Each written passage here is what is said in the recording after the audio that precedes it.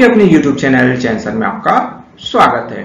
इस वीडियो में हम डिस्कस करने वाले हैं आपके जो सोशल एंड पॉलिटिकल लाइफ का जो चैप्टर 7 है, इंस्टीट्यूशनल रिप्रेजेंटेशंस ऑफ डेमोक्रेसी का जो कंप्लीट जो एक्सरसाइज का जो सोल्यूशन है आपको इस वीडियो में देखने को मिलेगा। सो मेरे साथ इस पूरे वीडियो में बने रहिए और अभी तक आपने चैनल को सब्सक्राइब नहीं किया तो सब्सक्राइब जरूर कीजिए। तो चलिए हम फर्स्ट जो एक्सरसाइज की हम बात करते हैं, यहाँ पर आपको मिलता है क्या, फिलिंग द ब्लैंक्स वाले क्वेश्चन। फिलिंग द ब्लैंक्स वाले क्वेश्चन की हम बात करें तो फर्स्ट जो क्वेश्चन है, the right to vote guaranteed to the citizen of a country is called franchises. जो वोट की जो गारंटीज मिलते हैं, राइट्स मिलता है, उसे हम फ्रेंचाइजेस के रूप में जानते हैं।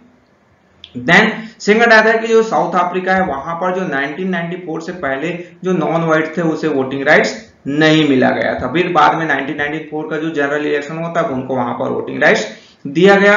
देन नेक्स्ट आता है कि जो इंडिया है वहां पर election to the parliament that are held once in a 5 year is called general election. 3 type के आपने इलेक्शन देखा था, जनरल इलेक्शन, आपके जो मिड टर्म इलेक्शन और बाई इलेक्शन। तो एवरी 5 इयर्स में होते हैं, उसे हम जनरल इलेक्शन के रूप में जानते हैं। देन फोर्थ क्वेश्चन है कि the body which conduct election in India is the election commissioner. जो बॉडीज है जो इलेक्शन कंडक्ट करवाते हैं उसे हम इलेक्शन कमिश्नर के रूप में जानते हैं। देन फिफ्थ नंबर का है कि when a candidate secure more than half the vote polled he or she has won by the absolute majorities. Means जितने आपके वोट्स पोल्ड हुए उससे आपको मोर देन हाफ जो कैंडिडेट्स उनको मिलते हैं वो क्या कहलाते हैं, आपके एब्सोल्यूट मेजॉरिटी। सिंपल मेजॉरिटी और 2 टाइप के हमने देखा था, एब्सोल्यूट मेजॉरिटी और सिंपल मेजॉरिटी। देन नेक्स्ट आपका आता है क्या, ट्रू एंड फॉल्स वाले क्वेश्चन। ट्रू एंड फॉल्स वाले क्वेश्चन में आपका फर्स्ट जो क्वेश्चन आपको मिल रहा है कि जो चाइना है द 2 पार्टी सिस्टम थी, आपका फॉल्स है, वहां पर क्या था, सिंगल पार्टी सिस्टम था। देन सेकंड आता है कि democracy needs leader who put national interest before personal interest. तो ये आपका क्या हो जाएगा, ट्रू। सब पर्सनल इंटरेस्ट ना होकर पहले नेशनल इंटरेस्ट होना चाहिए, देश के बारे में हम पहले सोच सकते हैं। देन थर्ड जाता है कि campaigning can continue till the day of election. False है, आपके जो 2 डेज पहले जो 6 PM को क्या हो जाता है, कैंपेनिंग का जो प्रचार है वो समाप्त हो जाता है। देन फोर्थ क्वेश्चन आता है कि some constituencies are reserve schedule caste and schedule tribe. ये आपका ट्रू। ST SC वालों के लिए जो सीट्स हैं वो रिजर्व होते हैं ताकि उनको भी बेहतर अपॉर्चुनिटी, उनको भी रिप्रेजेंटेटिव मिल सके। तो ये आपके ट्रू एंड फॉल्स वाले क्वेश्चंस के आंसर हुए, जहां पर आपको 4 जो क्वेश्चंस है वो दिए गए हैं। देन नेक्स्ट आता है बेटा आपका कि जो answer the following question. Answer the following questions है तो फर्स्ट जो आपको मिलता है the right to vote was not always a universal right, explain with example. जो वोटिंग जो राइट था वो हमेशा यूनिवर्सली सभी के नहीं मिला था। तो इसका जो आंसर है कि इन अर्ली जो डेमोक्रेसी वहां पर जो कुछ जो पीपल्स थे उन्हें ही वोटिंग राइट दी। जैसे आपका यूनाइटेड किंगडम्स की हम बात करें तो जो लैंड ओनर्स थे, मेल जो लैंड ओनर उन्हीं को मिला हुआ था। साउथ अफ्रीका में बात की जाए तो जब 1994 हुआ तभी जो नॉन व्हाइट्स है उनको वोटिंग राइट्स मिला। सो ये आपके जो आंसर, इसका जो डिटेल आपको और चाहिए तो यहाँ पर आपका जो लिंक है वो फ्लैश हो रहा है, इसको आप क्लिक करके जो है आप इसका जो एक्सप्लेनेटरी जो वीडियोस है उसको और डिटेल से आप देख सकते हो और अंडरस्टैंड कर सकते हैं। साथ ही साथ इसको इजीली आप अपने से भी आप इसके आंसर नोट डाउन कर सकते हैं। सेकंड आता है कि व्हाट आर इलेक्शंस और what are the requirement for fair election. Election क्या होता है, फेयर इलेक्शन से क्या क्या चाहिए। तो election are the process by which the citizen of democracy select और choose their representatives.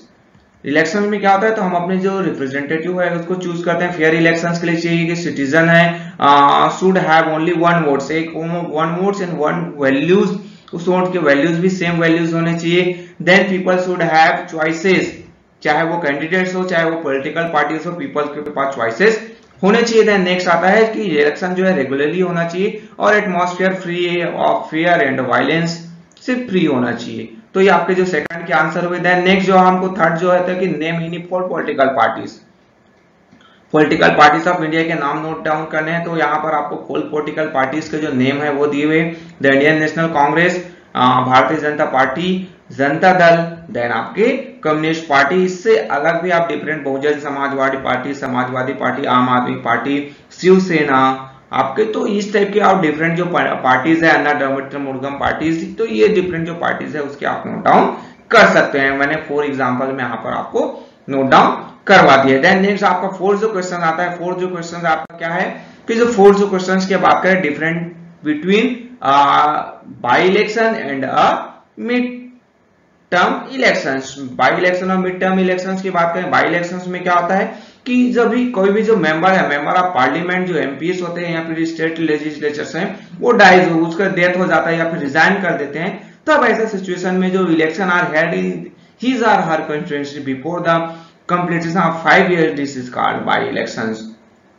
Then mid term elections की बात करें कि इसमें क्या होता है कि if for certain reason the president on the advice of the prime minister dissolve the Lok Sabha or state assembly, elections are conducted ahead of 5 years, this is called mid term election। By election में क्या हुआ, generally यहाँ पर वो या तो resign कर दी या फिर उसका डेथ हो गया, तब वहां पर कोई जो पर्टिकुलर एक जो सीट है वो खाली होता है, तब वहां पर होता है बाई इलेक्शन।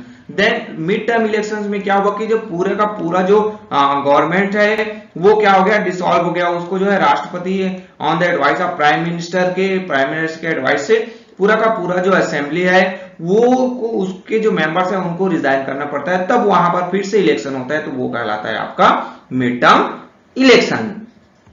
देन नेक्स्ट जो क्वेश्चन हम देखेंगे कि what is the constituencies, why are some constituencies reserve in India. So constituencies क्या होता है और कुछ जो कंस्टिट्यूएंसीज है वो इंडिया में रिजर्व क्यों किए गए हैं। तो constituencies are divisions of the total state into a number of small unit to make election truly representatives. Means आपके जो कॉन्स्टिट्यूशंस है वो क्या होते हैं कि वो जो पूरा जो स्टेट है उसको छोटे छोटे पार्ट्स में डिवाइड किए, जैसे ये आपका एरिया है तो उसको इतना कॉन्स्टिट्यूएंसीज, यहाँ पर ये अलग से डिवाइड है, ये पूरा एरिया आप देखोगे तो ये आप फर्दर डिवाइड किया गया है। और ये जो डिविजन होता है किस पे, सेम नंबर ऑफ पीपल, यानी जो वहां पर जो पॉपुलेशन के अकॉर्डिंग, एरिया के अकॉर्डिंग डिसाइड नहीं किया जाता। इतना बड़ा एरिया है तो उसके जो कॉन्स्टिट्यूएंसीज है वो नंबर ऑफ पीपल है वो डिपेंड करते हैं।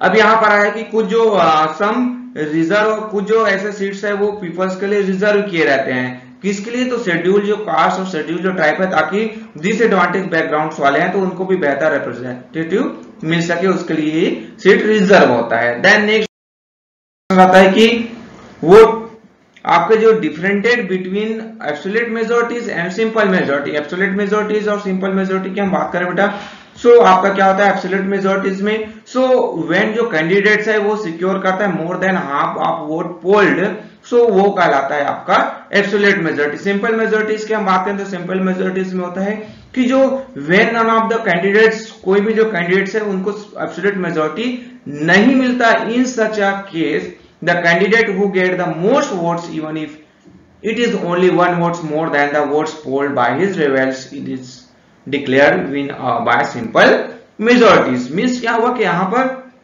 जितने सो वोट्स पोल्ड हुए उससे उनको एब्सोल्यूट मेजॉरिटी नहीं मिला, बट जो दो उनसे पीछे वाले जो कैंडिडेट उससे भी ज्यादा एक वोट मिलता है, सो वो जीत जाते हैं, तो विनर उनको घोषित कर दिया जाता है, तो ये आपका कहलाता है क्या, सिंपल मेजॉरिटी। देन नेक्स्ट आता है कि what are the different types of party system in the world, और what system does India have. Different party system, तो हमने 3 जो पार्टी सिस्टम देखा था, आपके जो सिंगल पार्टी सिस्टम, आपके जो 2 पार्टी सिस्टम और आपके जो multi party system. Single party system में चाइना का एग्जांपल है, 2 पार्टी सिस्टम में आपका यूनाइटेड स्टेट का एग्जांपल है, और मल्टी पार्टी सिस्टम की बात करें सो इंडिया का एग्जांपल है, India is a multi party system.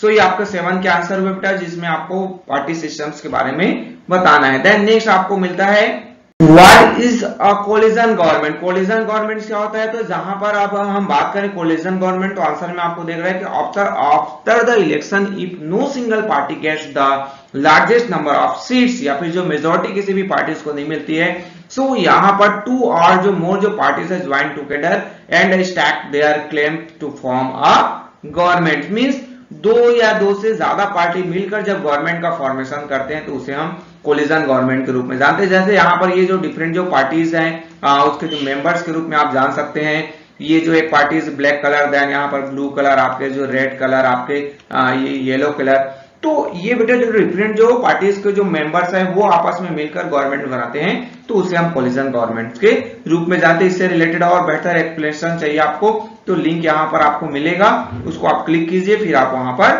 पहुंच सकते हैं। साथ ही साथ सब्सक्राइब करना भी ना भूलिए, लाइक कीजिए, आपको पसंद आ रहा है, आपके लिए हेल्पफुल है तो, और शेयर भी जरूर कीजिए। तो चलिए नेक्स्ट हम देखें आपका नेक्स्ट आपको मिलता है क्या, multiple choice question. Multiple choice question की हम बात करें बेटा तो यहाँ पर फर्स्ट जो क्वेश्चन आपको मिल रहा है, the right to vote guaranteed to only some citizen of a country by the government card. जो कुछ जो सिटीजन को ही आपके जो वोटिंग राइट्स मिलते हैं उसे हम फ्रेंचाइजीज के रूप में जाने, जनरली उनको क्या मिला है, वोटिंग राइट्स मिला हुआ है। तो आंसर इसका क्या हो जाएगा, आंसर हो जाएगा आपके फ्रेंचाइजीज, ये आपका राइट आंसर है। Second, in which country where non whites allowed to vote for the first time. तो ये आपका जो साउथ अफ्रीका में 1994 को जो 9 व्हाइट्स है उनको अलाउ किया गया था। सो so, आपका South Africa right answer. Then next जो क्वेश्चन आपको मिलता है कि मल्टीपल चॉइस क्वेश्चंस की हम बात करते हैं। सो इंडिया में जो है जनरल इलेक्शंस है वो कब होते हैं, सो ये होता है वंस इन अ 5 years। तो ये आपका जो आंसर हो जाएगा आपका बी। देन फोर्थ क्वेश्चन है कि which of this practice should not result in a fair elections.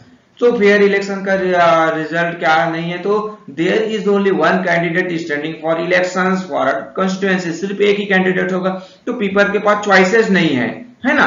तो ये आपका जो आंसर हो जाएगा क्या हो जाएगा, आपका बी जो है आपके आंसर हो जाएंगे। सो नेक्स्ट जो आपका क्वेश्चन आता है वहां पर आपको क्या मिलता है कि the constituencies are drawn up in such a way that, जिसके आंसर है कॉन्स्टिट्यूएंसीज है। तो वहां पर क्या होता है कि all of them consist of रफली the same number of peoples की जो नंबर संख्या है वो क्या होता है, सेम होता है, एरिया कितना भी बड़ा हो सकता है ना। सो ये आपका आंसर ए हुआ। देन 6 में आपको मिलता है कि the parties are allowed their symbols by, किसके द्वारा अलाउ किया जाता है सिंबल्स का, तो चॉइस जो है भले जो आपके जो कोई जो पॉलिटिकल पार्टीज के लीडर कर सकते हैं, बट जो अलाउ उनको द चीफ इलेक्शन जो कमिश्नर है वो करता है। सो ये इसका आंसर हो जाएगा आपका सी।